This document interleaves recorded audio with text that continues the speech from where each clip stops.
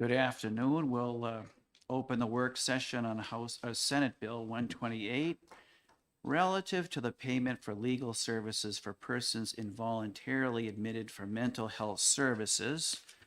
The committee that this went to, Judiciary voted it out 17-3. It was on the regular calendar. There was a floor amendment that was offered that was defeated by a vote of 182 to 201. And the House voted on the bill, and the House supported the bill by a vote of 207 to 177. Representative Marjorie Smith.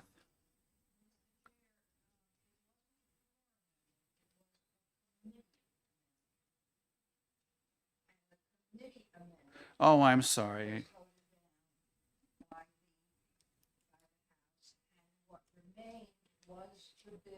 As the Senate. Thanks for that correction.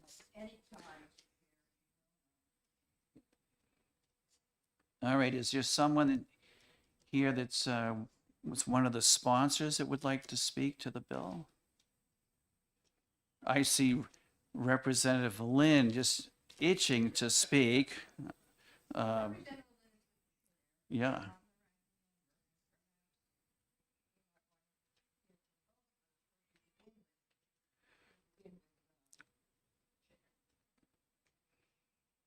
All right, seeing nobody that sponsored the bill, will recognize Representative Lynn to speak.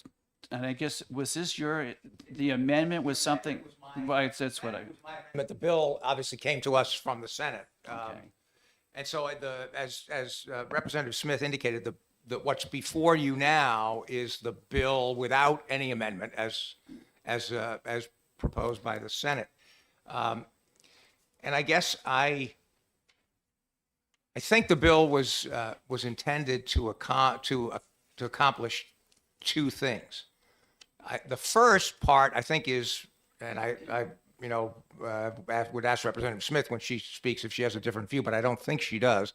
The first part, I think, is really was sort of non-controversial in the sense that the idea was to transfer payment from the Department of Health and Human Services, which, although the current law doesn't say that it's the Department of Health and Human Services that is supposed to pay for these services, at least it doesn't say so in this statute. Now, whether there's some other statute that says that was never something that came up, but this statute at least doesn't say that it's supposed to be the Department of Health and Human Services that pays, but that's been the practice apparently for some time, that they pay for the services, as I understand it. And the idea of the bill, of that part of the bill, was to transfer that responsibility to the Judicial Council, which I think made sense since they pay for services for indigent counsel in a variety of contexts. And why not consolidate that in one place? That part, I think, seemed to make sense. I know Mr. Samprel from the Judicial Council, I think, might have a view that if we were going to do that, maybe that requires some reallocation of resources from the Department of Health and Human Services to the Judicial Council. And again, if it's simply going to be sort of a transfer, that may make sense also. The second part of the bill is the part that was the amendment was directed to, and that is that this part of the Senate, this aspect of the Senate bill would eliminate the responsibility of someone who is appointed counsel in an involuntary commitment proceeding, whether it's the temporary hearing, the so-called 3-day hearing, the hearing has to be held in 3 days, or the more permanent one that can result in a person being involuntarily committed for a longer period of time, to eliminate the responsibility that a person has to, if they're able to afford to reimburse the state, that they do so. That's the part that I had a real problem. I didn't understand, since the law has been that way since 1986. On that point, I guess my real question is, what has changed? Why should we take that responsibility away that has existed since 1986. That went to the House, and I lost on that side of it. So I guess that the question then that I think the committee needs, I would suggest the committee needs to consider is it important enough to change the payment responsibility from the Department of Health and Human Services to the Judicial Council? That is that worth giving up the responsibility of someone who is able to afford to reimburse the state, imposing upon that person the responsibility to do so? And personally, I would say that it's not worth it, and that if that's the trade-off, my recommendation would be simply to ITL the bill, or maybe retain it for some further work on it. But I just don't understand changing that responsibility. The last thing, I know that Representative McGuire has talked about a proposed amendment, which I don't know whether it's his amendment. I don't know whether he's going to offer it or not, but it's very similar to the amendment that I offered, with one change, and that is it would remove the responsibility of a person who could afford to reimburse the state. It would remove that responsibility if the person was not, in fact, involuntarily committed. And I guess what I would say about that is I like that better than the Senate version of the bill. I still have one aspect of it, but I do think it's an improvement on the Senate version of the bill, because at least imposes some responsibility to repay. The difficulty I have with this, and I should say, in all fairness, this would be consistent with what the law is now with regard to criminal cases. If a defendant is acquitted, if a defendant gets appointed counsel and is acquitted, the defendant does not have the obligation to reimburse the state. That was adopted about 3 years ago, I think, or 4 years ago, maybe that changed. The problem I have with that philosophy is, it seems to me, I mean, in some sense, I can understand the argument of fairness. Well, if you were charged with a crime and you didn't commit it, or if you were involuntarily committed and you weren't really, you shouldn't have been involuntarily committed, why should you have to pay for a lawyer? Yeah, I get that. On the other side of that is, if you're charged with a crime or you're involuntarily committed and you are, an upper middle class or maybe middle class or upper middle class or a wealthy person, and you hire your own lawyer and you're acquitted or you're not involuntarily committed, you don't get to bill the state for your lawyer's charges, even at the rate that the lower rate that would be paid for this. So why is that fair? I guess I don't think it is, and so that's my problem with that. But I'm always one that never let the perfect become the enemy of the good, and so if that amendment were offered, I think it's an improvement on the bill as it is right now. I'm happy to answer any questions.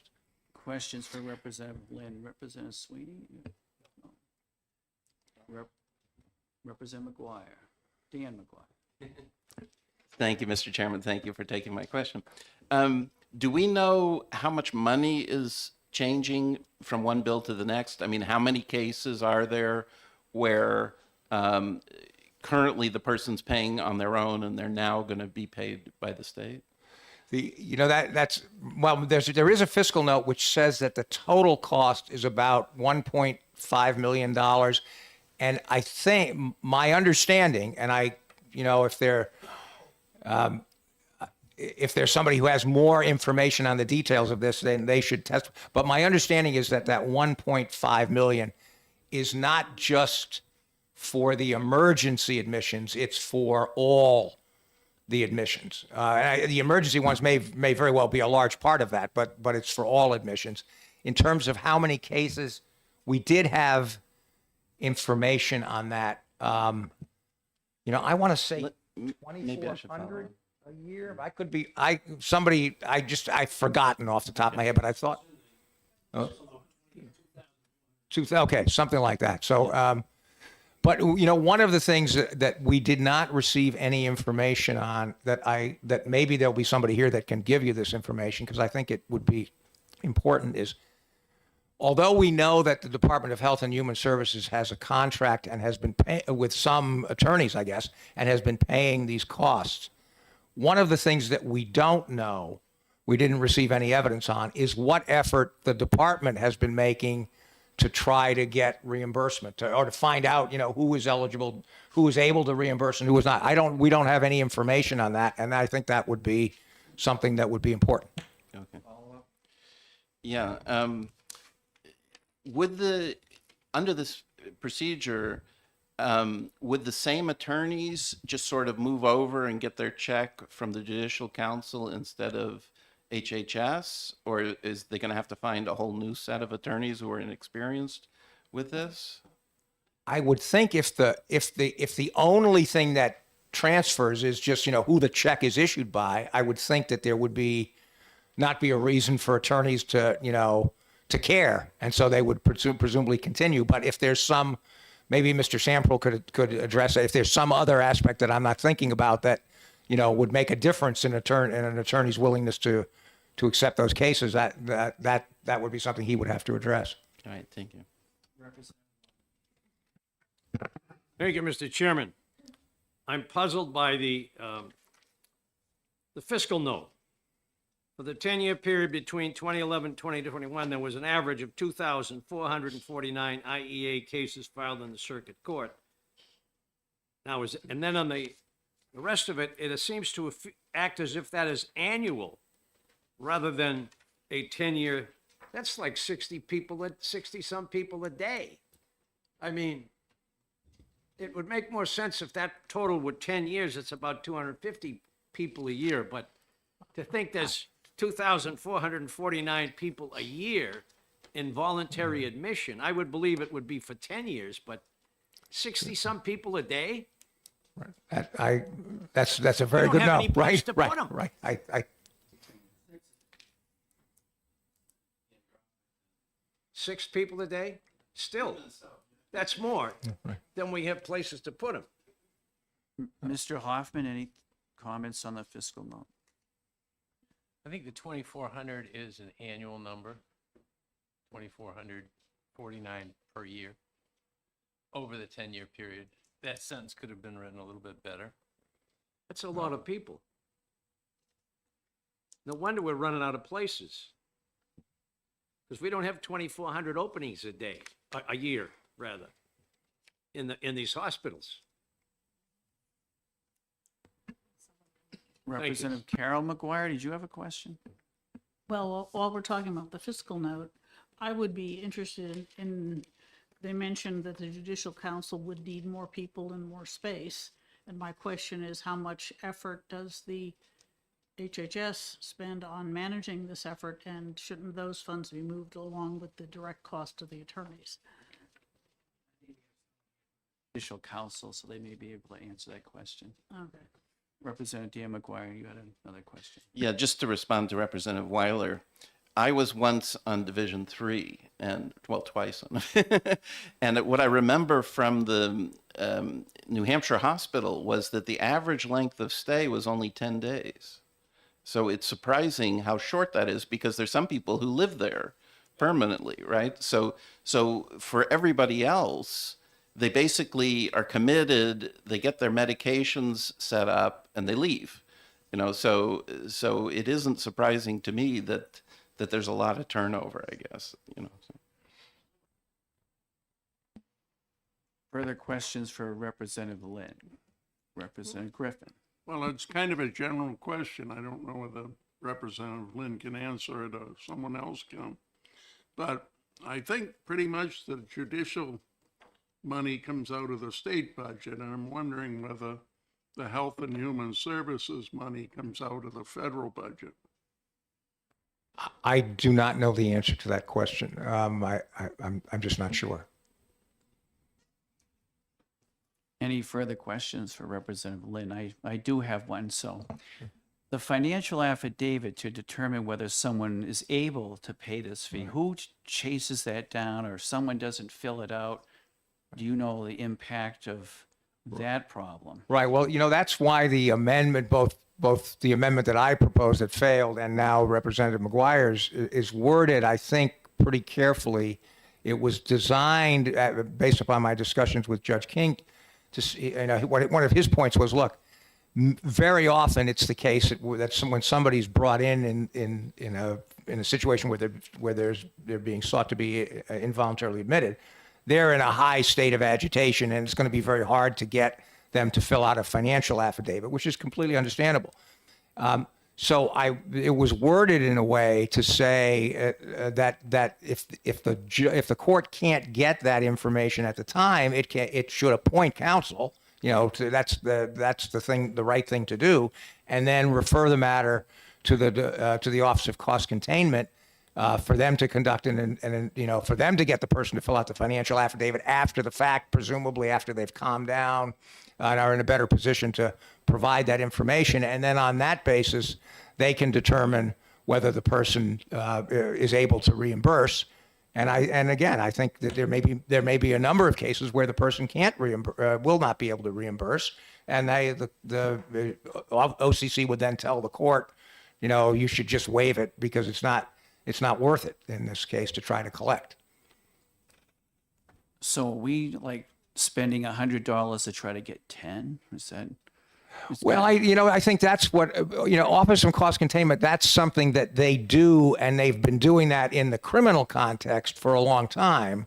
They have some I did talk to Charlie Arlinghouse in connection with drafting the amendment, and that is something that they have some expertise in and have been doing for a while. So, if they conclude that it's not going to be worth it to try to collect this money in this particular case, then they'll tell the court that. But, I think one of the things that I think is important to sort of think about in this context is I don't think we should have for lack of a better term, the sort of, discrimination of low expectations that everybody that is involved in one of these involuntarily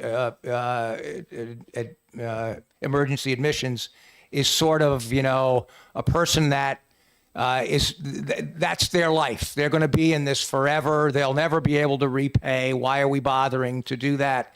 That kind of low expectation. Maybe that's true for some subset of them, and maybe it's even a substantial subset of those people, but I don't think it's everyone.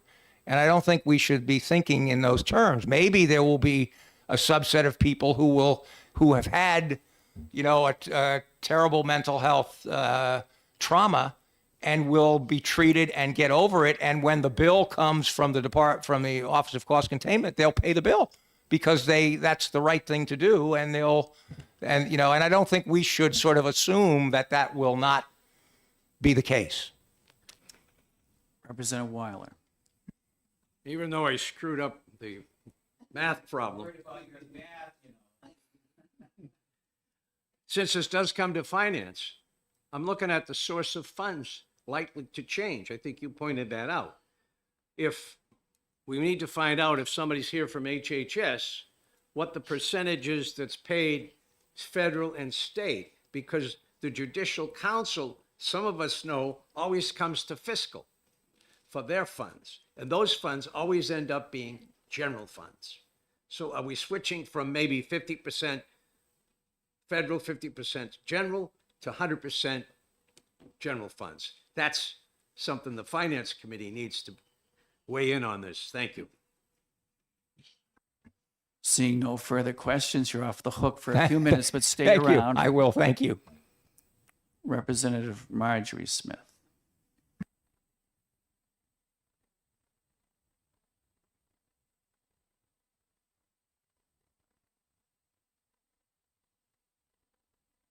Afternoon, Mr. Chair. Good afternoon, Mr. Chair.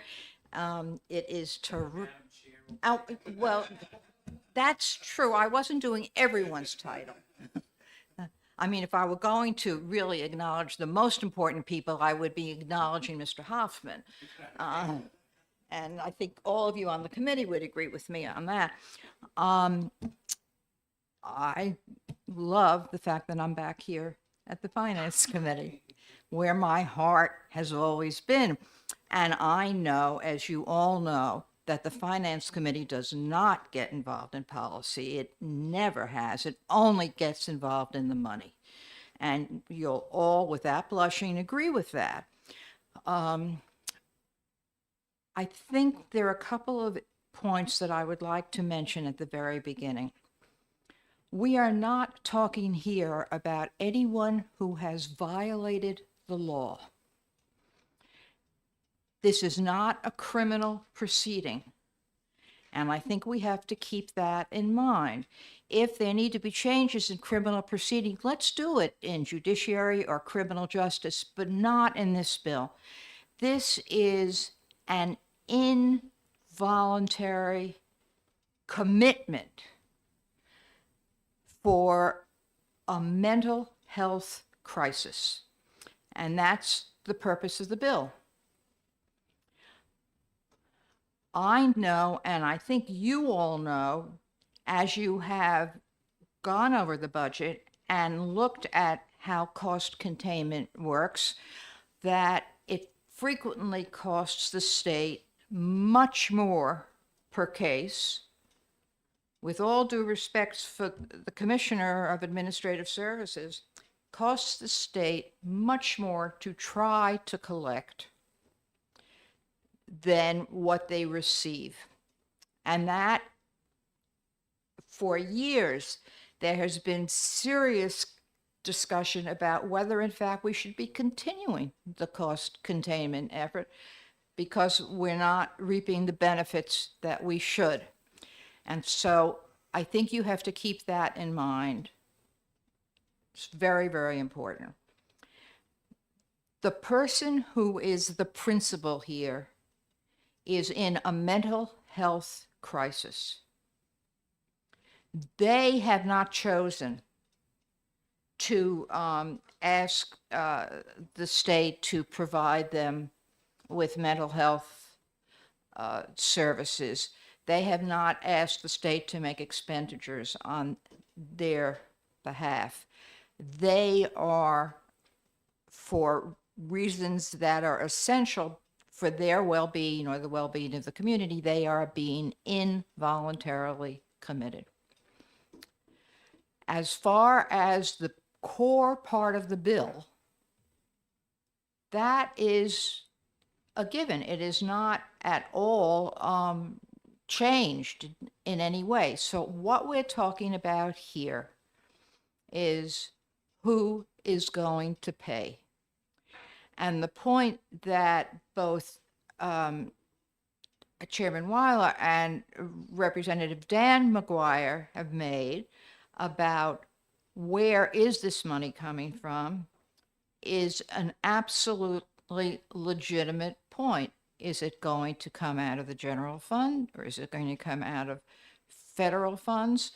And if you look at the fiscal note, I think you will find that unlike many fiscal notes, this fiscal note really isn't very clear. It doesn't give us the information that we need to make an informed decision.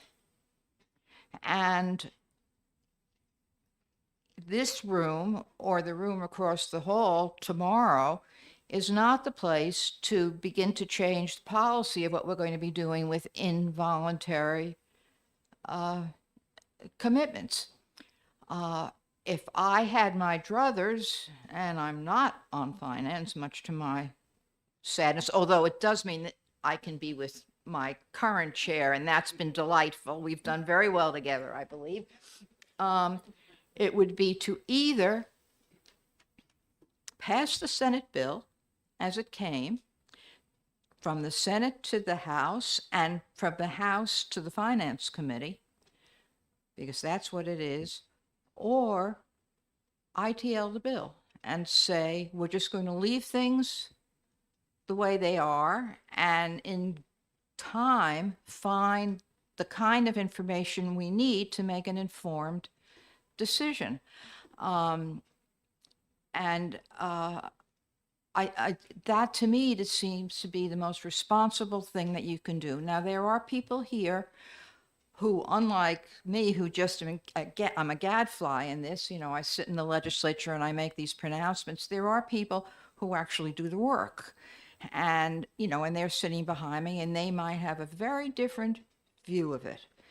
But we have a severe problem in this state, and we all agree with mental health, and it's not just in this state, it's across the country, with mental health crises. We're talking about a mental health crisis in this, and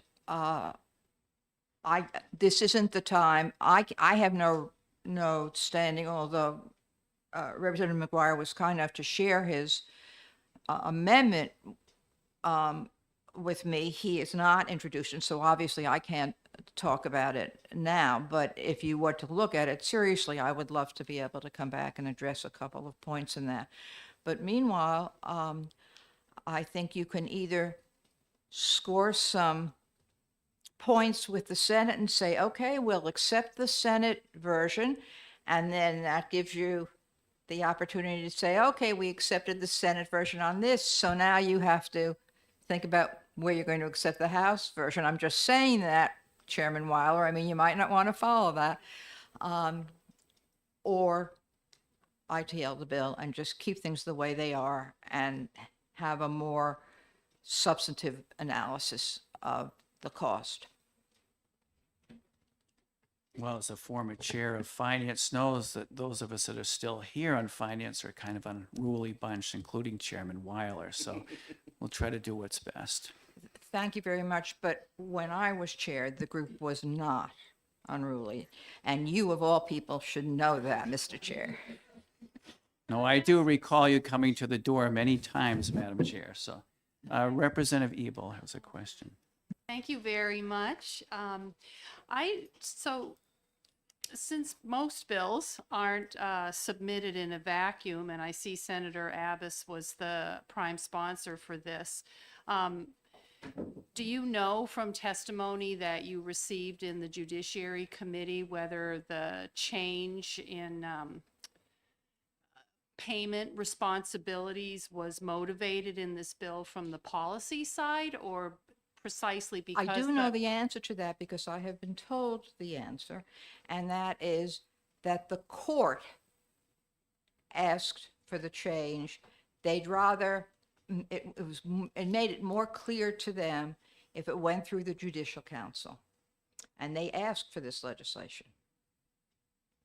follow up. So, because that makes perfect sense to me, but the portion of it where the requirement for the folks that are involuntarily committed to be basically waived, was that also from the court, or what was the genesis of that? My understanding is that the bill was drafted according to what the court wanted, but we all know many's the slip twixt the cup and the lip, so. Representative Griffin. So, Representative, you presented two options. Is there a third? We have a lot of unanswered questions that we need to know where the money's coming from. Can we retain the bill and get the answers to those questions? Retain is certainly a legitimate option too. Any further questions for Representative Smith? I do like the idea, Representative Griffin, of retain. A lot of questions. But.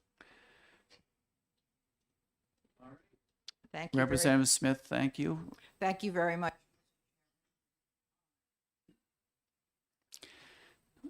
Someone from the Judicial Council, would you like to speak? And if you state your name for the record, please. Good afternoon. My name's Richard Samperl. I'm the acting executive director of the New Hampshire Judicial Council. So I've learned a little bit about the process throughout the course of the prior hearings and about the payment process, but I'll tell you sort of from the Judicial Council's perspective what the concerns are here. One is if this responsibility is transferred to the Judicial Council, there's currently nothing in our budget or our proposed budget in terms of payment for this particular line of services. So we would be in the position of having to go back to fiscal and ask for an additional appropriation to make these payments. Then we get to the issue of how much to ask for, and I think that amount is a bit murky because the fiscal note includes information from Health and Human Services that has an estimate for what they have paid, which is $900,000 annually. And then the judicial branch keeps data on their website as to the number of involuntary admissions that take place in a given year. That's the data I used in my interpretation of what the cost would be. I should say that that applies to both involuntary emergency admissions and to non-emergency admissions. So all forms of commitment, whether they're emergency or not. But it would be an additional basically 2,500 invoices that we would be paying a year. I don't think that's a huge amount, but it is sort of for our agency because of how small we are. It's me and then it's 2 staff members that process all of the bills. So the volume of those additional responsibilities is a concern. In addition to that, we've only been talking about paying for the lawyers, but the legislation would also transfer the responsibility for services in addition to lawyers. Again, I don't know, practically speaking, how often that comes up, but it would impose an obligation to pay for expert witnesses or anything else like that. And then in terms of the actual cost, so my understanding is that the judicial branch has a contract with certain lawyers to provide these legal services. It pays them a flat rate. That's the minimum amount that's in the fiscal note. But the court also has a rule that establishes a maximum potential payment in these cases. That's the maximum amount that's how I got to the amount that's listed there as almost 1.5 million. So that would be the monetary amount we would be talking about there. I do have one other additional concern I want to address with you, which is the collection part of it. And there, I will admit I'm confused about what the process would be, the mechanics of collection. These hearings are typically sort of one and done with the court. And the concern I would have is that because this is a population that perhaps doesn't always have reliable housing address information, maybe is a little less reliable in showing up for court appearances or making contact with Office of Cost Containment, that we're turning a half-hour hearing on one given date into a multi-hearing event, and now we're paying for lawyers on successive occasions. Again, I don't know practically speaking how that works now, but I do have that concern when I hear the conversation about OCC and collection for the legal services from this particular type of population. Those are my thoughts on this. I'm happy to answer any questions. Seeing that you wish to take questions, Representative Carol McGuire. Actually, it's more to you, Mr. Chair. The House rejected that amendment to require repayment and cost containment, and therefore we should not be considering it, because the House position is that, and the Senate position is that the state or some other source of funds will pay for these lawyers, and recovery is not on the table as far as I'm concerned. No, we're just looking at the bill as it came to us from the Senate and as it was approved by the House, without the amendment. Right, and it also appears from the fiscal note that all funds involved are general funds from both HHS and the Judicial Council. Thanks for pointing that out. Oh, Can yes. I address what little information I have about the source of funding? My belief is that this is generally paid out of general funds, out of state funds. I do think the judicial branch, in terms of what they've been paying, that they may have received a small amount of ARPA money. And so if this responsibility was transferred, we would ask them to transfer that. But I don't think that is a long-term payment. I don't think the federal government is a long-term payment source for this type of representation. Thank you. Seeing no further questions. Representative Dan McGuire. Thank you.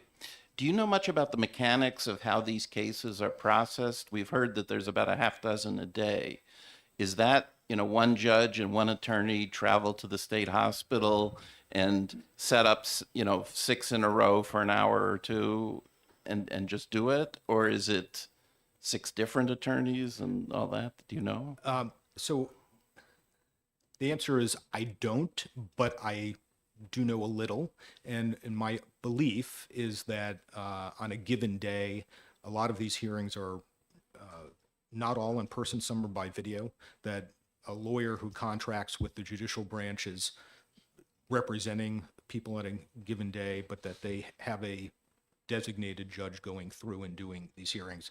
But again, I say that with the caveat that I don't have any personal experience with these kinds of hearings, and I don't have a good understanding of the mechanics of them. No. Seeing no further questions for you.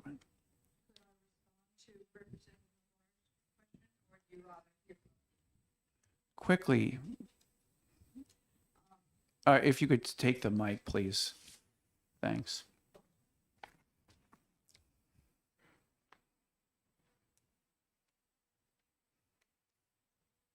There's a very strict time limit in terms of how long you can wait until you have this trial. This procedure, it's really not a trial.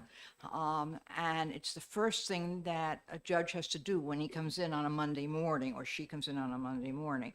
And it is almost never done in person. And the attorney gets, we haven't mentioned this yet, the attorney gets $100. And the case is made and the judge rules and that's it, period, the end. Was that short enough? It was, thank you. Certainly. Representative Griffin, would you like to offer a motion? I heard something earlier. I'm happy to make a motion that we retain this bill for further study. Motion's been made by Representative Griffin to retain, seconded by Representative Weiler. Is there any further questions, comments? Seeing none, when the clerk is ready, if you would please call the roll.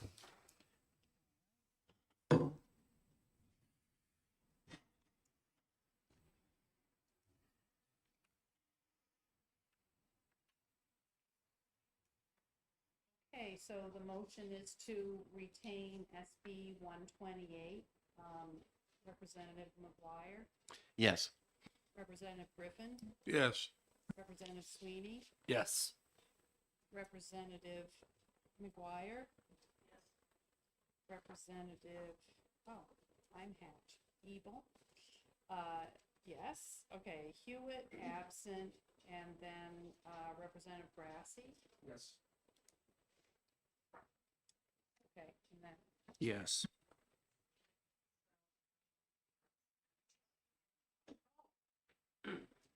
Yes. Chairman Lyle. Sorry,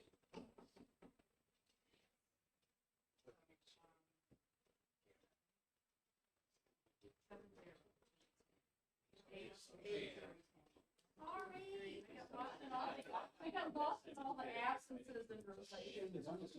No, I know. It's not like an old two. It's really complicated. We're all gonna go back from one match. Yeah, I know. Yeah, you're division and I'm addition.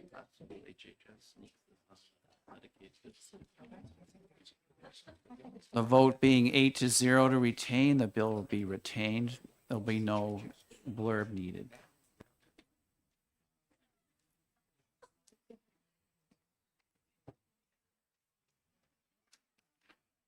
Okay, moving to our 130 bill, Senate Bill 204, requiring trauma kits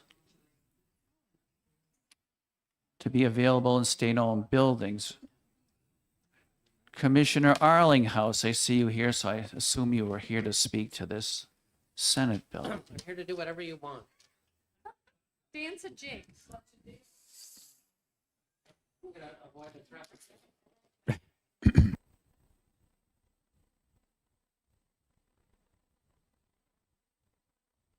I don't have to know anything. I'm Charlie Arlinghouse. I'm the Commissioner of Administrative Services. Karen Rantamaki, Director of Plant and Property. How can we help? Would you like to speak briefly? Since I guess it really affects you more than anybody else. So the couple things, it's trauma kits, not first aid kits. We had a couple of discussions with Senator Prentice about this over time. And I know her vision is lots of kits and lots of buildings. And we had discussions about, which buildings count as buildings. And buildings is one of those questions. If you ask the question, how many buildings does the state have? The answer is, depends what you mean. And, is it 91? Is it 216? Or is it 1,004? And, the energy database has one number and all of that.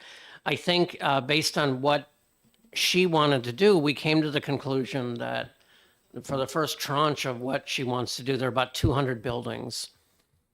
Do you remember the derivation of that? So we decided to exclude hospitals and institutions under the assumption that they would already have similar type equipment on hand. Also things like salt sheds, anything where there's people that aren't in those buildings. And that's where we came up with the 200 to 300 range of buildings where we would be installing these kits. Just for a little history, I got ahead of myself, just so the committee knows, this did pass EDNA unanimously, 16-0, and there was a voice vote, and it passed on the House floor on a voice vote. So Representative Dan McGuire, you had a question? Yes. Did you include liquor stores? I believe we did include liquor stores, yes. Okay. Representative Grassi. I know you mentioned you took out salt sheds and other places where people aren't present, but having worked in the field, that's someplace where people tend to be injured because they're in and out of vehicles and they're working with heavy equipment in those locations. Do you have any idea of how many additional locations those would include?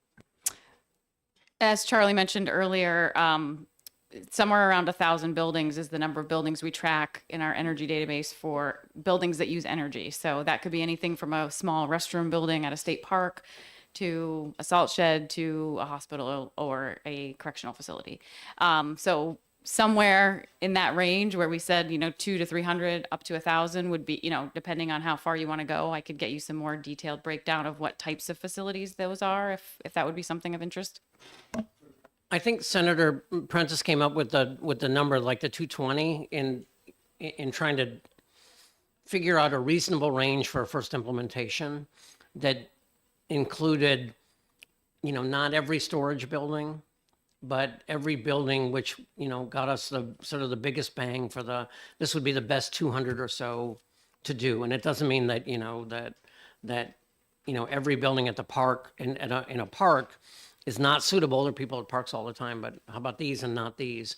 And I think there's a provision in the bill, something about having the department or the fire standards or someone like that decide which buildings on the assumption that they're better at trauma than the rest of us. I would just be concerned about, particularly in public works. I know that salt sheds, a lot of times they're not moving equipment around as much, but it certainly is something whenever there is heavy equipment involved, there's always the chance for an injury. And so that's something that we should be concerned about. Further questions, Representative Weiler? Another concern, of course, would be a storage building or a salt shed. If it's unoccupied and there's nobody there with the training or even could tell them where it was, it's not much use. And it's likely to be either taken or misused if it's just left in an unoccupied, empty building. So I think you have to have people available, people in the building some idea where it is and not leaving it just kind of where anybody can grab it. I think we would try to follow the kind of standards that, a lot of buildings now have an AED, and follow those kind of standards where you want them to be somewhat secure and not just, readily available, but also somewhat secure. And that's a balancing act that I'm pretty sure we could probably accomplish. Representative Dean McGuire, followed by Representative Griffin. Thank you, Mr. Chairman. Thank you for taking my question. Let's talk about the money aspects of this. So this bill doesn't actually allocate any money to purchase this. It sets up a dedicated fund, but doesn't put any money into it. Now, in general, does your department keep separate dedicated funds for different aspects of, do you have the desk fund and the chair fund and the first aid kit fund like that? Or do you just sort of buy these things in bulk? Well, so from an accounting standpoint, dedicated funds are a thing in the budget. And if you've had the misfortune to be on that committee at any point, that's a thing, and that whole process and the book that's published every year. In addition to that, though, we routinely allocate everything we spend. You can't spend a dime without it coming out of a specific accounting unit, a specific class line. And if we were to receive gifts for trauma kits, it's not problematic without there being a dedicated fund for us to make sure that the money is spent on trauma kits and to track that, because it would be done through just class lines and activity codes. So it's not really an issue, but you could do it without it being a dedicated fund. It could just be earmarked, so to speak, at the department for this purpose, and we would use it for that purpose. It's something that we typically do, although we don't often receive donations. We're not a 501c3, yeah. Thank you.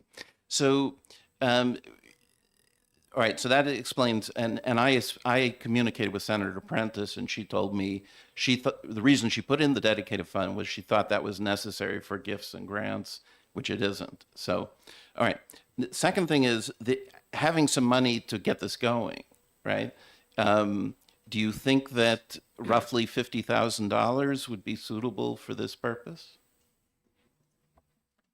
I would think so. My understanding from the good senator is that trauma kits are relatively, they're a lot more complicated than a first aid kit, which is, 20, 40, $50, but they're not so much more complicated that a decent trauma kit of the kind she foresees is dramatically expensive, and we certainly could. And like anything else that we do, we spend money within funds appropriated, and every decision Karen makes every day involves triage. And so that's what we would be doing. Like what we do the first 50,000 first. Representative Griffin, followed by Representative Carol McGuire. When I first saw this bill, I said to myself, wow, that's a great idea. But I immediately said, why do we have to pass a state law to do this? Why can't we do it administratively? And then I read the section about limited liability for anyone using the trauma kit. But I think probably our Good Samaritan laws cover that anyway. And then I thought about, well, what happens if there's a case in the LLB and someone goes for the trauma kit and it's not there? Then we have a real liability. So I'm not really in favor of making this a state law. I am in favor of trauma kits in most of the buildings, the occupied buildings of the state. But I don't see why it can't be done administratively. Well, money put in the budget for it so it can be done administratively without passing a separate law. I don't think we have an opinion on that one way or another. So either way. Representative Carol McGuire. Yes, thank you, Mr. Chair. From what I remember from dealing with this in ED&A, the total amount of money we figured for the first group was something less than $10,000. Because there's 200 buildings, a couple of $100 for a trauma kit, you're talking $5,000-$10,000. It's not a big deal, and I agree. I think that the cost of maintaining the dedicated fund would be wasted for the amount of gifts and grants you'd be getting for this. I agree with Representative Griffin that this would be better to advise the building managers that, you know, you've got a lot of people coming through. You might want to have a trauma kit as well as your AED and your first aid kit. Because we were thinking of accidents like in Public Works or in the liquor store, but on further research, these are mostly for gunshot wounds. We haven't had a gunshot case in the LOB that I know of for a few years at least. But, you know, and I think just being ready for it is, like Representative Griffin said, we can do this without having a bill. Commissioner, what's been said seems to make a lot of sense, because if you go to somewhere, you have an eye wash, for instance, I don't think someone had to come to the legislature to say, you know, we really should have an eye wash here in this particular room because they're handling hazardous materials. Is that a good I think assumption? That's in rules usually. Yeah. I think that's perfectly fair. I don't have a dog in this fight, so to speak.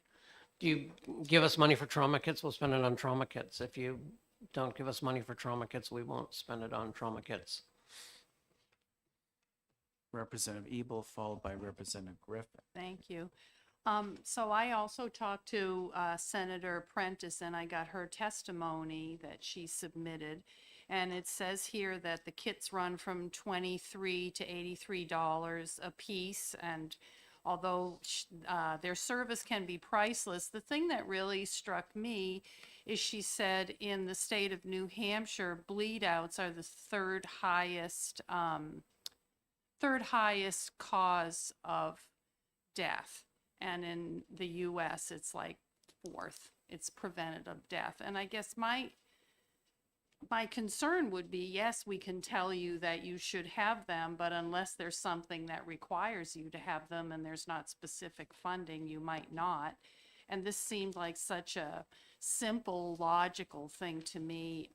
I came to the different conclusion. I thought that it was a good idea. And also, we're at the very end of the road here, and from a policy perspective, the House did pass it, and it was recommended by eDNA.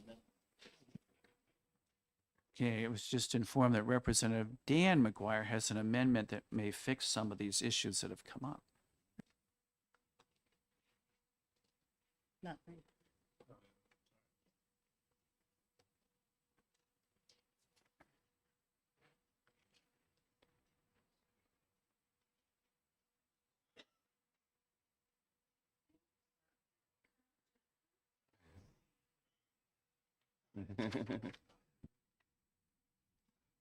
So once Shall I everyone speak to this amendment? had a chance to take a quick look, I'd ask Representative Dan McGuire to speak to his amendment, please. Thank you, Mr. Chairman. So this is a replace all, so it should be relatively easy to read. It does three things compared to the original bill. So number one, it removes the dedicated fund. Then it allocates $50,000 for this purpose. Now, if it turns out 50 is too much and it should be 20, I assume the DAS doesn't have to spend every last dollar allocated, right? what we And assumed. they might have a lapse that they might appreciate anyway. So, and there might be some installation type costs, right? You might have to put a hook on the wall and a sign and who knows what, or a box or Signs something. in the elevators. Yeah. So there might be other costs besides the bare bones cost of the kit itself, and also distribution. And the other thing it did was the original bill created a committee of EMTs and told them to come up with a list of places and so on. And so that seemed like overkill to me. So I replaced the committee with saying DAS should perform this, and they should consult with the EMTs, just in terms of what kit to buy and things like that. So it made it a little less complicated, I think. Questions for Representative Dan McGuire, Representative Griffin? I like your amendment, but I'm still concerned about a trauma kit shall be installed and readily available in state-owned buildings. As a general thing, it needs to be really narrowed down to designated by somebody or whatever. State-owned buildings, we've heard this. Depends upon how you want to count them, whether it's 100 or 1,000.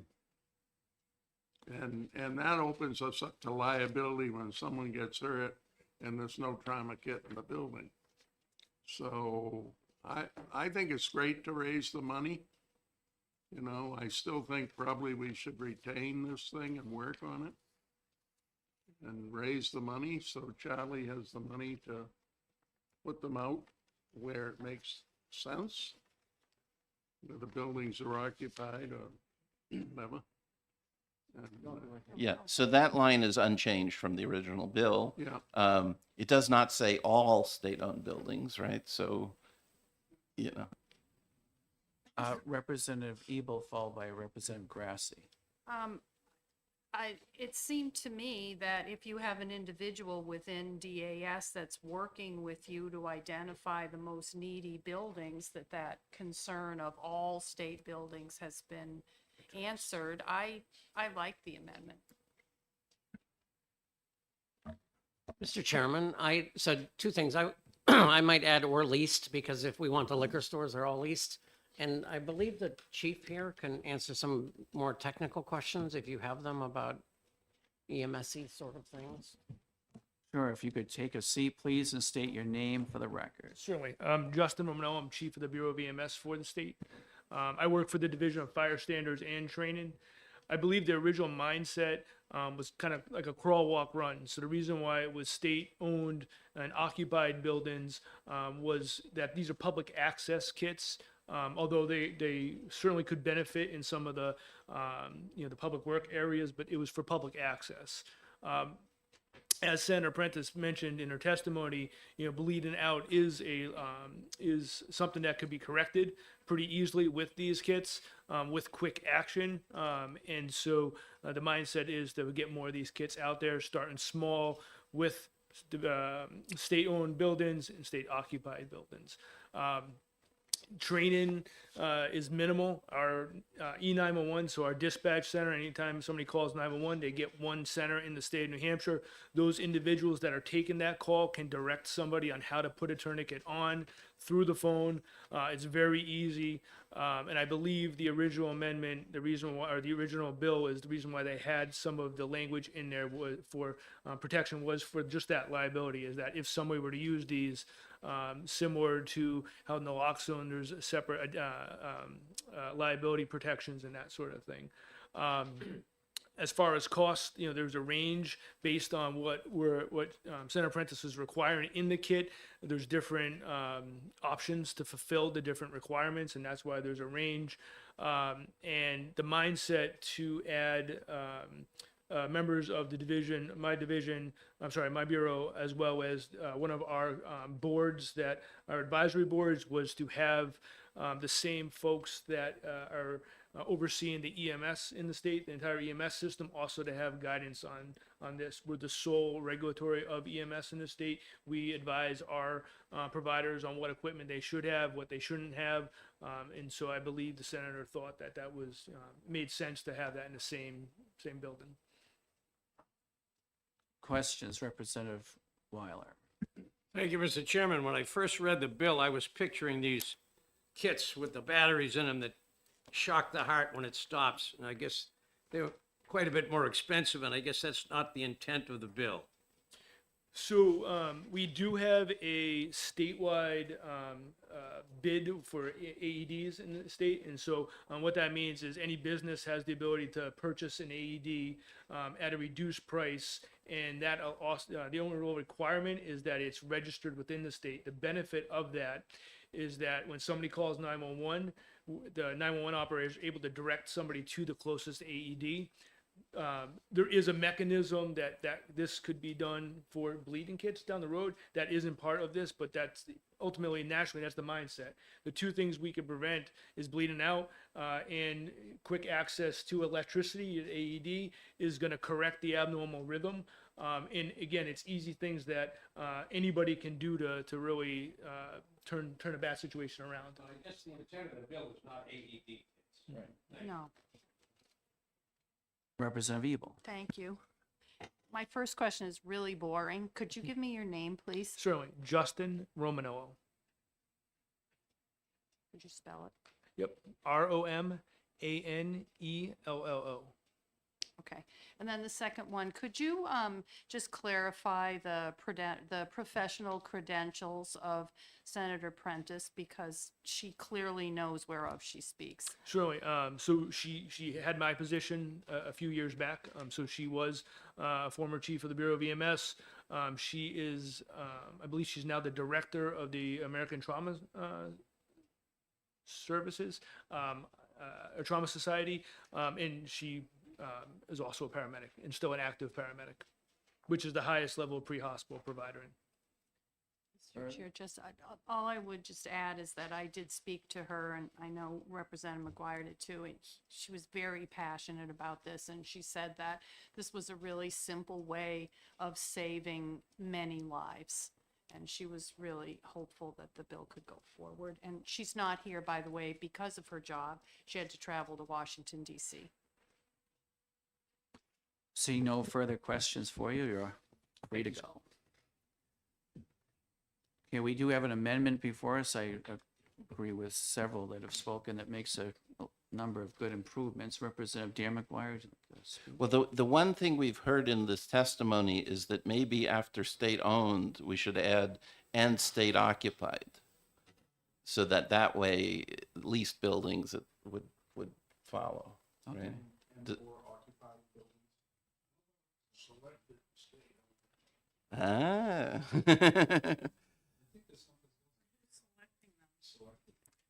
Yeah, because it may be the owner of the building that's responsible for providing certain things versus it being a mandate from the state because the state doesn't own their particular building. Down below, it does allow the department to identify where the bill, section 3, that sort of solves that problem. But it doesn't hurt, right?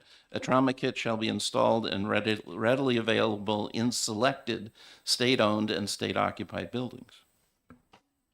Representative Evil. If you say pursuant to the provision below, I mean, they have to be selected by somebody. I think selected is vague. Speaking as a lawyer.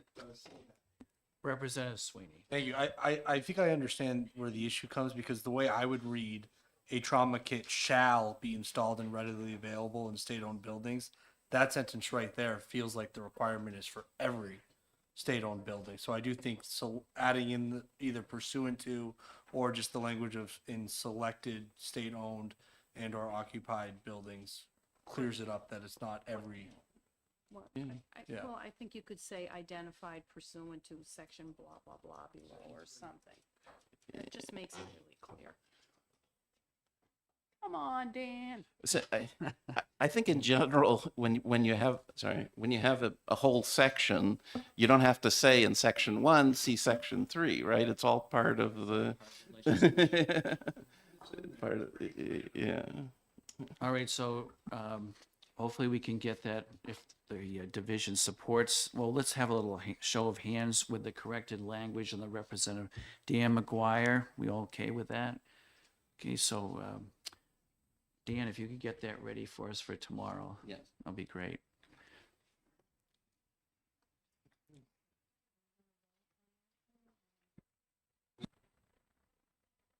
Well, there's the 50,000. Do you want to speak? That's fine. Okay. I'm okay with that, but Representative Sweeney, did you have? Question with these and this sort of with the Senate bills that we do have they put it in their version of the budget, or is this? Mr. Hoffman? This is not in the budget. Thank you. All right, you'd just like to Well- address quickly the 50,000, I believe, that Okay. Representative Griffin had a question about. Oh, yes. Yeah. So, so I figured that 250 buildings times $200, that's 50,000, right? So, you know, there's the kit, but there may be some ancillary costs. So that's kind of where it came from.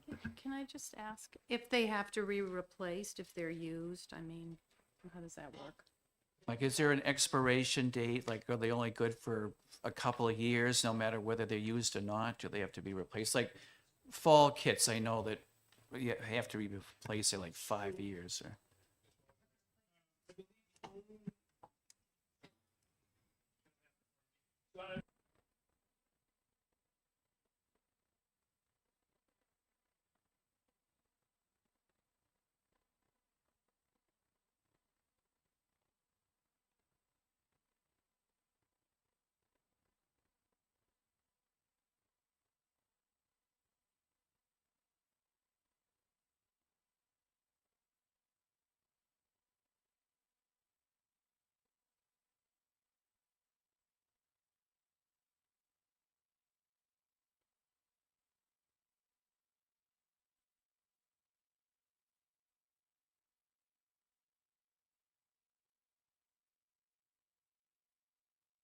All right, so we did have a show of hands on the McGuire amendment, which passed unanimously. Now we'll vote on the bill as amended when the clerk Okay. is ready to call the I'll do a roll. much better job. And your this time. amendment number? It's currently 2064H, but obviously that's going to haven't- change. Right. Okay, so we're voting on SB 204 OTPA and Representative McGuire, Yes. Representative Griffin. Yes. Representative Sweeney. Yes. Representative Carol McGuire. Representative Grassi. Yes. Clerk votes yes. Chair Weiler. Yes. Okay, 8-0. And Chair, I said Representative Weiler. He said yes. I didn't. Oh, and Chair Leishman. Well, that's fine, yes. Okay, but I was so excited. I had 8-0. I'm gonna get fired. Okay. Thank you. I'm trying really hard.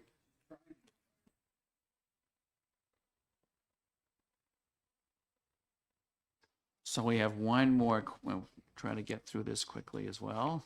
Senate Bill 267, requiring the Commissioner of the Department of Environmental Services to consider cumulative impact analysis in rules and statutes. Yes, the good senator from District 24, right? Yes. Um, Thank All you, right. Representative. I have come to clarify any questions you may have about this bill, its genesis and how it ended up where it is. The change that you see between the Senate bill, the amended Senate bill, and the House bill is a deepening of the reporting. The Senate bill, if you go to your amendment by the House on line 9, the addition of the House Environment and Agricultural Committee has been added. And our deepest apologies for not including in the Senate bill. We had originally only reported out to House Resources, Recreation and Development and Natural Resources Committee. So this is a third committee that should absolutely receive this report on findings of cumulative impacts. I'd just like to point out to the division, this did pass out of the Environment and Agriculture Committee 19-0. Yes. And on the House floor, 302-77. So the appropriation, I think, is 150,000, I believe, unless that was also amended. I don't think it was. 210 on the newest. Oh, do I have the wrong? Here. There it is. Yes. Senator, I think I have it. we updated it yesterday. 123. Oh, yes, you did. Okay. Questions for the good senator, Representative Griffin?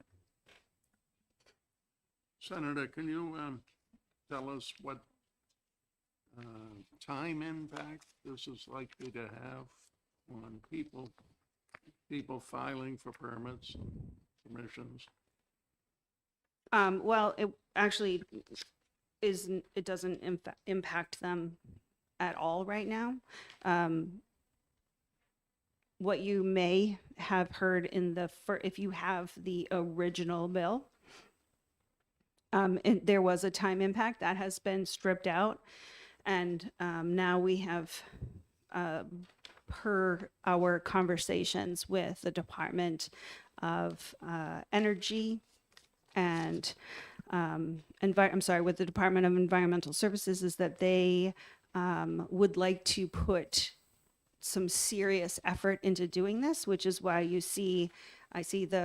you for the redone, the $123,000 expenditure is for staffing, so that this person might be able to put an actual formula together, if you will. And we have input from our neighboring states who have already begun to do this kind of work. So we are not reinventing the wheel. We are using a template that has been used successfully in other places. But the impact of this data, which we do collect, but only for individual sites. So the change that this will make is that when someone goes to permit, what we are looking to assess is, right now, permitting exists in the silo of the space of the permit and the type of permit being asked for. It does not take into account what may also be within the neighborhood. So if you're looking at an industrial park, it matters what the neighbor's doing, right? Because what you do could have impact on the neighbor and vice versa. So assessing what those cumulative impacts could be is what the nature of this bill is about, is to assess what they are, how are we going to measure them, how are we going to report them out, and how will we potentially implement that into future rules or legislation. Nothing that impacts what's happening right now. And as of right now, we don't have any outstanding applications. So it wouldn't be affecting anyone who has something in the works right now, because there isn't anything. Representative Dan McGuire, Thank you. followed by Carol McGuire. Thank you, Mr. Chairman. Thank you, Senator, for coming. What does the word facilities mean in this context? Is this energy generation, or is this something else?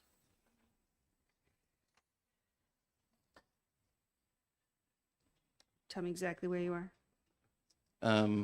Oh, proposed line on line 5, for example, proposed facility. Right. So proposed facilities, any proposed facility that would have to seek out in their current permitting would have to have an assessment of potential air pollution, potential groundwater pollution, like what we do now for individual sites. That we do this now. So we assess what happens within one particular site. What we don't take into account is how that site affects the site next to it, downstream from it, upwind from it. This would start to look at the accumulation of that. Hence cumulative impacts. Yeah. So is a facility, could be an apartment building? No, we're talking about potentially energy facilities, waste facilities, that type of manufacturing facilities. Apartment buildings Okay. don't A mall? generate. I don't know what's in the mall. I couldn't answer that, because as part of the permitting, would they have a manufacturing site? Would they be generating, air pollution? I don't know. Thank you. Yeah, thank you. Representative Carol McGuire, and then we do have someone Yes. here from DES. Thank you. I'd like I'm, them Awesome. to weigh in. Come on up. Join me. No, seriously. having. I'm happy to, yeah. This would be great because we've all been on a journey together. Yeah. If you could I please state your name for the record. Just for the record, my name is Craig Wright. I serve as the Director of the Air Resources Division at the Department of Environmental Services. Thank you, Carol. Thank you, Mr. Chair. Senator, I find it impossible to believe you when you say there is nobody who has currently applied for a permit that is waiting for it to be approved.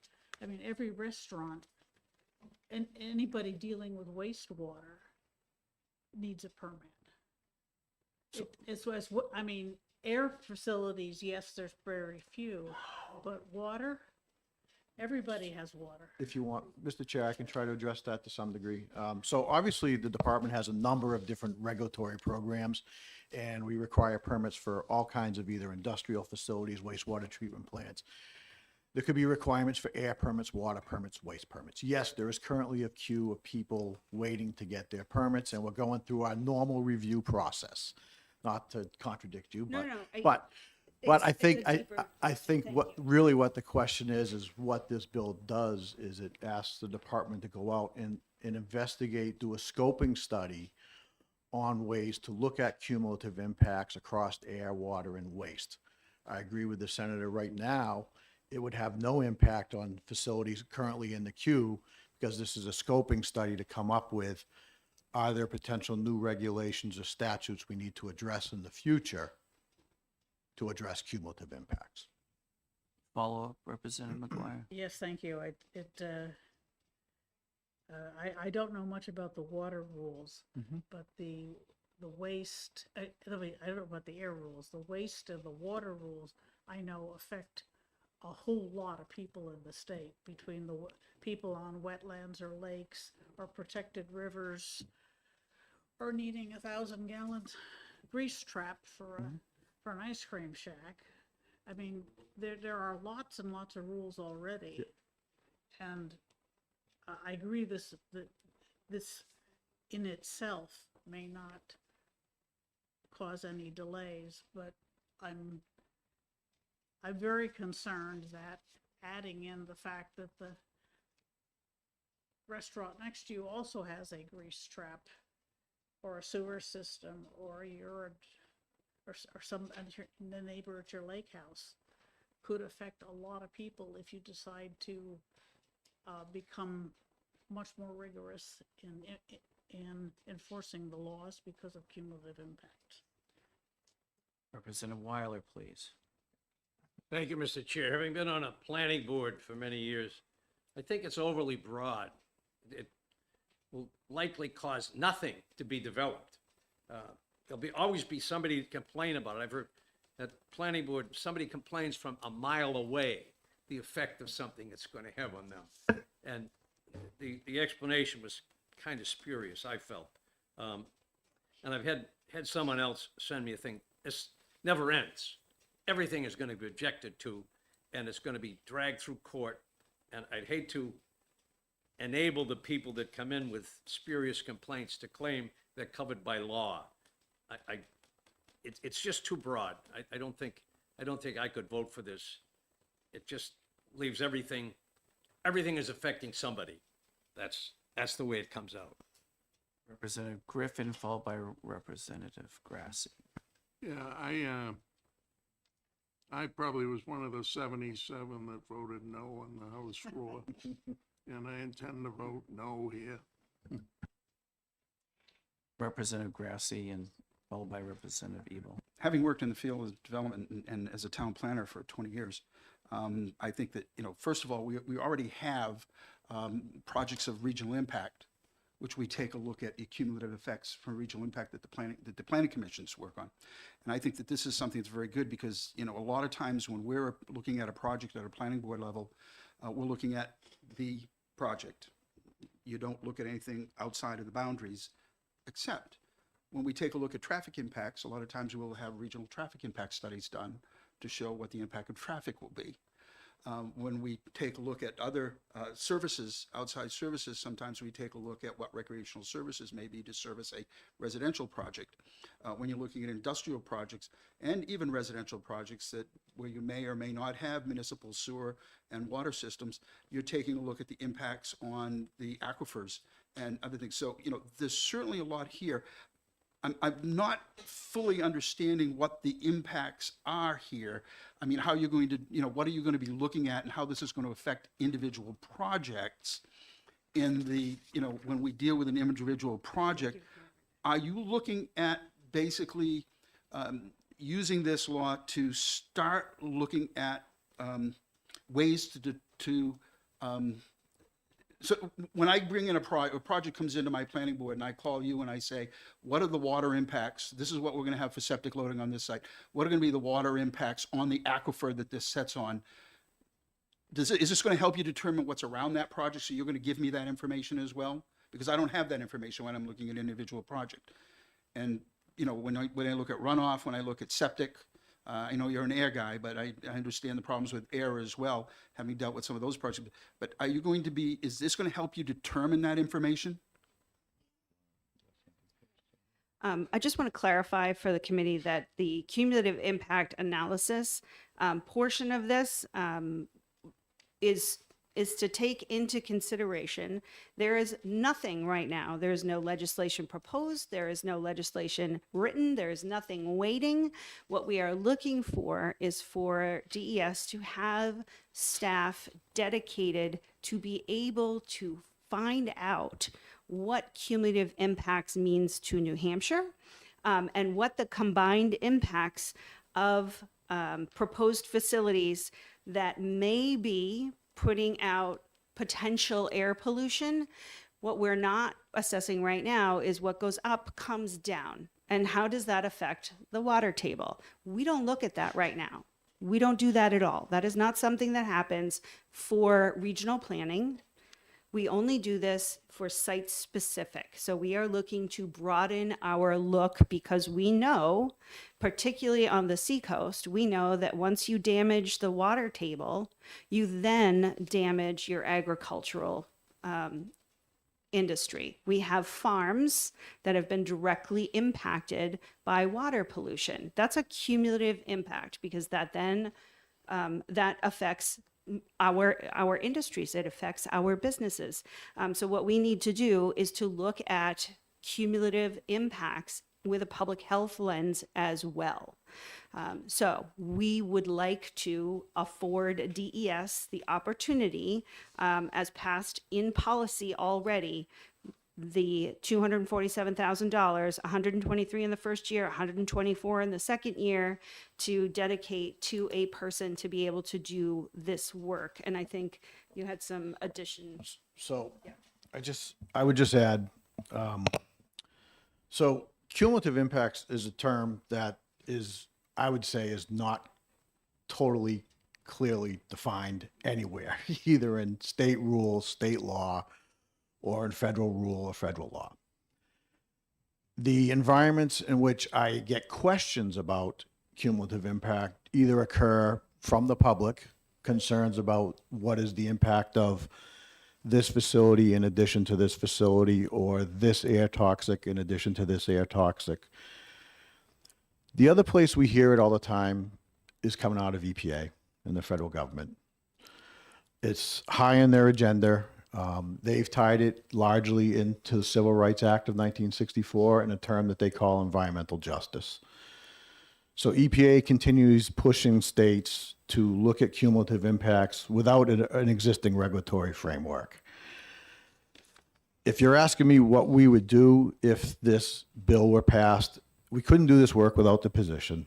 I know, I can tell you that wholeheartedly.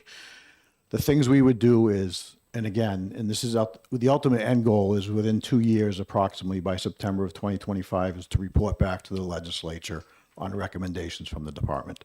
Things we would do is survey what's being done in other states and what's being done at the federal level. We would probably establish some sort of internal work group across the air, the division, the water division, and the waste division, and look at where our programs intersect and ways in which we could look at the impacts from each of our programs as they piggyback on top of each other.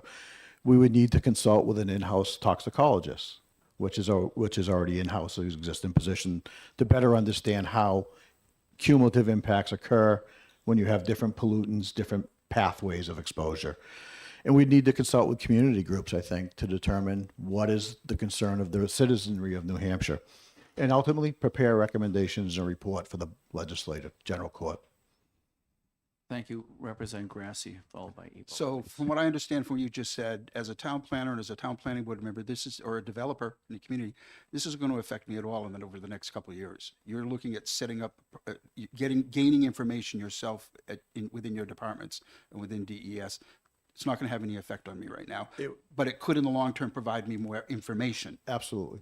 But it's not going to slow down any of my projects. Not right now. I mean, it's a scoping study right now with recommendations to how DES would have to potentially change its either statutes that govern DES or our administrative rules, which all go through public processes. So you're saying it's better to be prepared than be caught when DES comes down and says you have to do this stuff and we haven't done anything. I would say if it's the desire of the legislature for us to consider cumulative impacts in our programs, then we need to look at it and do a study. That's really all I'm saying. Representative Ebo, followed by Representative Sweeney. I just want to understand the background of this bill. Did this bill not start out originally as a bill that would have required regulations to be written for advanced recycling, which was a bill that passed last year? Yes, that is exactly the genesis of this bill, which speaks to the question that misunderstanding in my original presentation is that we don't have any advanced recycling facilities that are looking to be permitted. That's what I'm talking about, not Okay. restaurants. So, but, thank you. But I think if I understood the course of this legislation during discussions at ENR in the Senate, with some input from DES, I think it was sort of recognized that rather than just do a set of regulations that focused in isolation on one industry, it really would make a lot more sense for the public health of the people of New Hampshire to look more at when you're licensing a facility. And I don't really mean a restaurant's grease trap. I'm thinking of a landfill, just comes to mind, or something like that. Rather than looking at these things in silos, it makes a lot more sense, rather than whether it's solid waste or air or water, to look at it in a more global way. And I don't know if it was Senator Abard who introduced the amendment that changed this. I thought it was, but I mean, the idea is that you shouldn't be viewing potential sources of damage to public health in isolation, but more globally. And just to continue, Mr. Chair, it seems to me that all this is really a scoping study to see if we couldn't do a better job of licensing facilities. And when you're doing this, you would identify the facilities you wanted to apply to. There would probably be some public input in your process. You just said that you would have some sort of a task force you'd be working with, and then you'd make recommendations, and no regulations and no legislation would be passed by anybody until you made your recommendations. I mean, rather than have a legislative study committee do this that doesn't have professional background, this would be something that you would take on at the agency level, the ultimate goal being the public health of the people of the state. Representative Sweeney. Thank you, Mr. Chairman. I'll have several questions, I think. My first question is historically on environmental issues in the state when it comes to permitting, licensing. Do we hire somebody for a temporary 2-year scoping study to perform the study, or do we have a legislative commission study the impacts and the potential future regulations? Not really sure how to answer that question. I don't remember the last time we've gone down this particular path. I think the reason we're looking at a new position here is that if it's decided we want to look at this, it's just a recognition that we don't have the bandwidth right now in the department to do this work, whether that's in the air division, water division, or waste division. Follow up, sure. Thank you. So considering that you currently don't have the bandwidth to study what you would define as cumulative impact analysis, at the end of the day, in 2 years, if there's a list of regulations that were presented to the legislature to adopt, what would the bandwidth required be for Department of Environmental Services to enforce those regulations on the permitting process as it stands? Would you need 10 more additional staffers in 3 years? 20 more? I don't think we know, to be honest with you. Okay. I mean, I think we would probably envision this would be initially start as a temporary position. It could likely become a permanent position in the future, depending on what comes out of the scoping study. And obviously anything that comes out of that in terms of potential regulatory reforms or changes, the department would have to evaluate how to do that and what resources would be necessary at that time. Thank you. I mean, as I said before, this is somewhat of an unknown in terms of how to do this work. Representative Sweeney, I would like to also answer your question is that we don't have anyone who looks at the cumulative impacts, but we do have a federal agency starting to look at these cumulative impacts.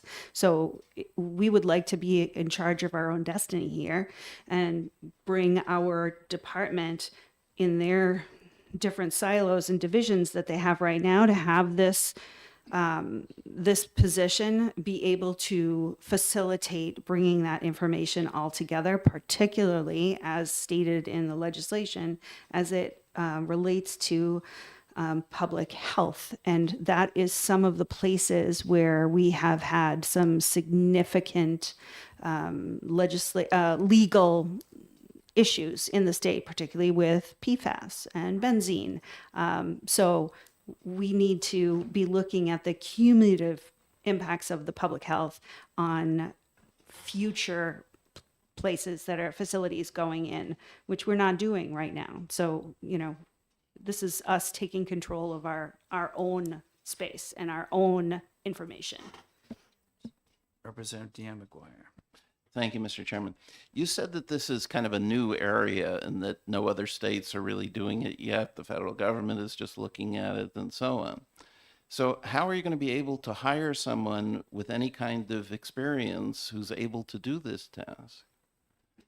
That's obviously a great question. I wouldn't say no other state's done anything. There are several states that we're aware of that are currently looking at this. I know the state of Massachusetts. I know we all don't love Massachusetts, but they have a legislative directive to look at this. And where they chose to look first was within their air program, and in particular their air toxics program. They're currently about 18 months into a 2-year process to look at potential changes to their program. I believe the state of Minnesota has looked at cumulative impact. So we would go out there and look to see what has been done in this area. I think we feel like we could hire somebody with a good skill set that could do that type of work. Can you give us any example of some environmental mishap that has been occurred because we do not currently have this kind of regulation? Is there something going on wrong somewhere that? So all I can talk about is the way our current program, let me just, we didn't request, DES didn't request the original bill. The amended bill, we had concerns with the original bill. The new bill that came out of the Senate, the department was neutral on, but that clearly took the position of if the legislature feels we want to go down this road, we need the resources to do it. And I forgot, Mr. Representative, what was your specific question? I previewed that. Give too me an much. example of. Got it. You know, So- somebody built this. Yep. And it was permitted because it followed all the rules, but it turned out to be a disaster because that. So Right. probably an easy example I could give you in the air world, because that's where I reside, is Under our current statute, RSA 125I, we regulate air toxics in New Hampshire. We have health-based standards for over 600 compounds. Sources under the statute and the rules need to demonstrate that they comply at their property boundary for those individual pollutants on a pollutant-specific basis. It does not require the department to look at if there's another facility located next door emitting the same air toxics. We don't take that into consideration. We only look at the individual source at the property boundary. Another thing we currently do is we regulate those 600 compounds on a compound by compound basis. In theory, under this, what you could require sources to look at would be, I emit compound 1, I meet that standard. I emit compound 2, I meet that standard. But what's the interaction between those two compounds, and how do you look at that from a regulatory standpoint? So I can't necessarily say there's a failure, but I can say is there are certainly limitations to the existing program as to how we review it. And that's the type of question we get from the public when we have public hearings. What about that interaction? And that's a very simple air comparison. It's not necessarily a comparison of potential. I breathe one compound this way, I drink something in my water this way. What's the impact of those two together? So, Representative Grassi, please, followed by Representative Weiler. Yeah, just listening to what you've been talking about, one of the questions was asked about staffing.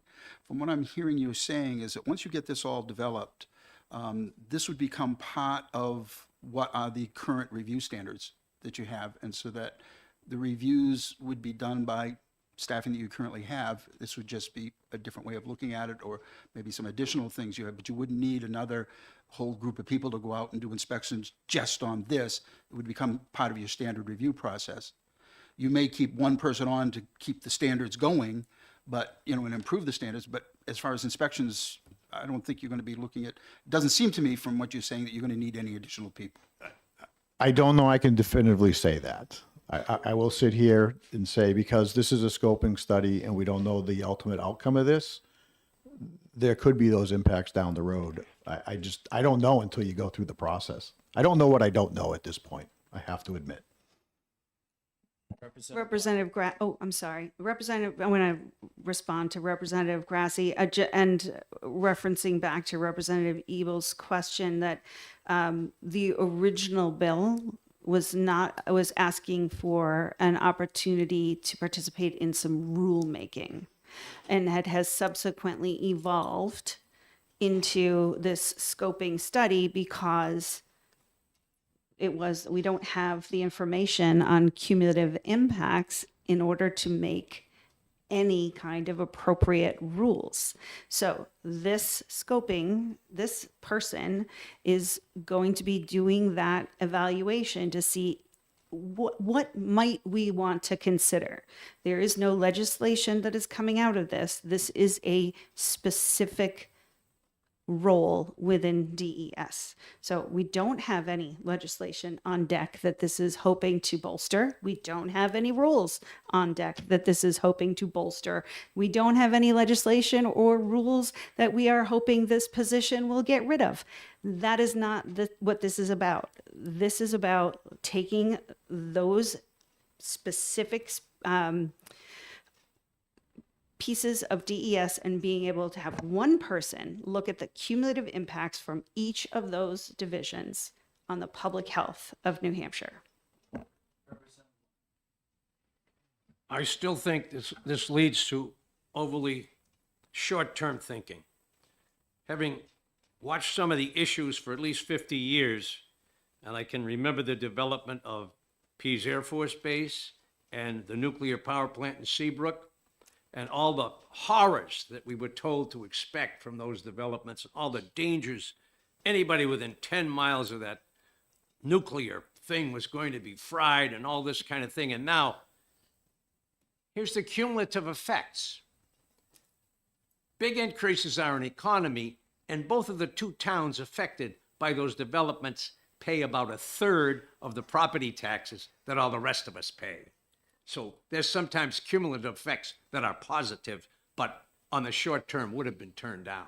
and there was a big move to do that. So we've got to realize that, we can't always be standing athwart progress and saying, oh, there might be a problem. That's what this reminds me of. Thank you, Mr. Chair. So it strikes me that the reason that the Senate proceeded down this path, and the reason that ENA recommended this 19-0, and the reason that everybody voted for it on the House floor, is that this is an incremental step to sort of understand better how to protect the public health in these areas where these facilities are being licensed. I mean, so many times you might see legislation just introduced that would call on DES to just regulate cumulative impacts, period. This was an incremental step that for people to look at whether it made sense to do it this way and to actually put money where our mouth is and finance the DES to look at it itself. They are the experts. I mean, another way to do it is a legislative study commission, but it seems to me this really would house it in the agency that is responsible for doing these things. And to me, this just seems like a logical approach. I'm actually kind of horrified that we don't look more cumulative at facilities that are being licensed that are potential sources of PFAS or PCBs or anything like that. So I just have a quick question following up on Representative Ebel's comments. Why wasn't a commission considered? And I think back of Representative Ebel was on a commission dealing with solid waste, and then this division heard testimony and saw legislation that we supported to provide some staffing based on the recommendations of this commission, where you could have someone from the planning community, DES, and put some money aside, but not necessarily $250,000, but to get a broader input from the public with a commission versus just having someone centered at the department to look at this. Well, thank you. Thank you for asking for the genesis of this. And to be clear, hiring this person at DES to look across the agencies and across all of the air, water, soil, and look at public health, that, first of all, that would be a fascinating commission. However, we felt that public health deserved a person who works in this field full time, and that we could use the expertise that we have at DES and bring in someone who already does this kind of evaluative work. Again, we're not reinventing the wheel. We're not coming up with something that other states aren't already doing. This is actually something that many, many states are evaluating right now. So that's why we want to do this in this way. And also, again, there's no legislation coming. So this is not a legislative study commission about future legislation. We're looking at public health impacts. And some of the things that we have seen the public health be impacted by is only after the fact, like with PFAS and with benzene. So what we are trying to do is get in front of that so that we can possibly create our own rules and and that would be the preference, is to go through rulemaking so that we are protecting our public health, which either we protect our public health, we pay for it on the other end. This is a preventative measure. Thank you. Seeing no further questions, the division has a couple of things. I'm sorry, Representative Carol McGuire. Thank you. I'm really concerned that it just says facility without any definition. And I don't know how to interpret that, and I don't know how the person who we would get to do this study,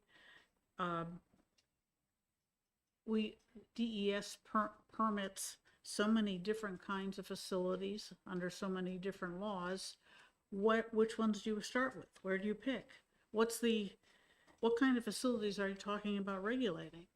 I mean, if you're talking about a power plant, that's one thing, but you permit a whole lot less significant items as well. So again, this bill doesn't propose any regulations, nor is it asking this person that's hired to propose regulations. That is not in the scope of this bill. This bill is to hire somebody to study what the cumulative impacts are on our public health in the areas of air, water, and soil pollution. It's like and studying cumulative impacts is the bare basic. The bare basic. Right now, we don't do that. I appreciate your enthusiasm about the subject, but I think that this, without further definition of what on earth this person is going to be looking into, you have no idea what's going to come out of it. And because, and also this person is reviewing and planning for the development of definitions and standards as it relates to cumulative impact. Definitions and standards are what you use to make laws and rules. I mean, this person will not be making the laws and rules, but they'll be giving us the framework that somebody will be proposing laws and or rules on. Otherwise, why bother?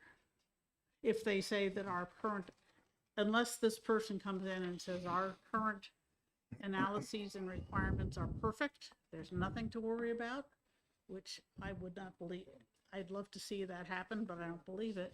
They're going to come in with more requirements and more regulations, and we're going to have to bring them into law or rule or both.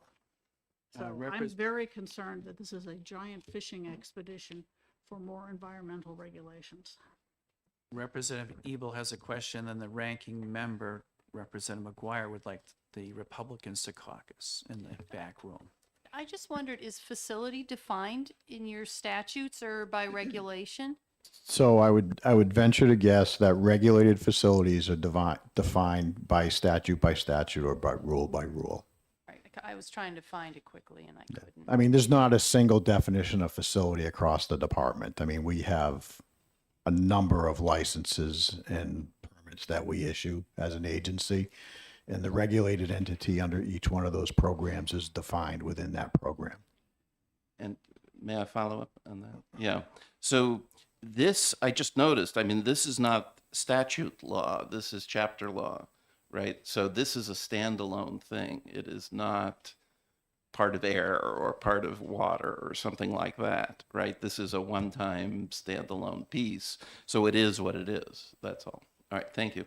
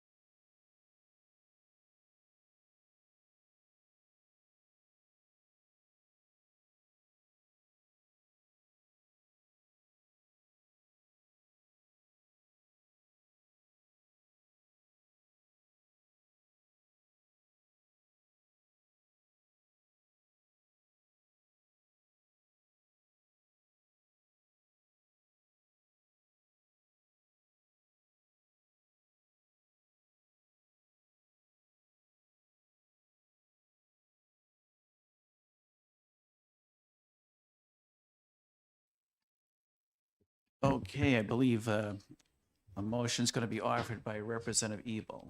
Okay, Mr. Chair, based on the questions that are revolving around the word facility and other concerns that have been expressed, and maybe we'd have the opportunity to look a little bit more into this cumulative impacts issue, I'd like to make a motion to retain. Second. The motion's been made by Representative Ebel and seconded by Representative Dan McGuire to retain the bill. And when the clerk is ready, if she'll please call the roll. Right, I'm determined to do it right this time. Representative McGuire, Yes. Representative Griffin, Yes. Representative Sweeney, Yes. Representative Carol McGuire, Representative Grassy, the clerk votes yes. Chair Weiler? Yes. And Chair Leishman? Yes. Okay. So it is 7-1 retain.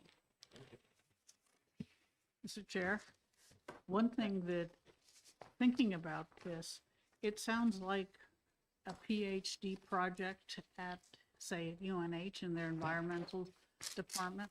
It's not something that you would, it's a major effort to identify cumulative impacts, particularly if you're going to be going from one medium to another.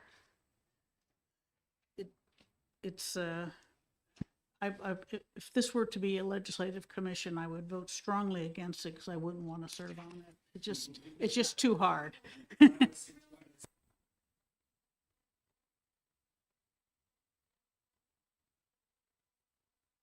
Thank you, everyone. Good to see you. Remember, tomorrow we do have an exec session at 10 a.m. Yeah. Caucus at 9.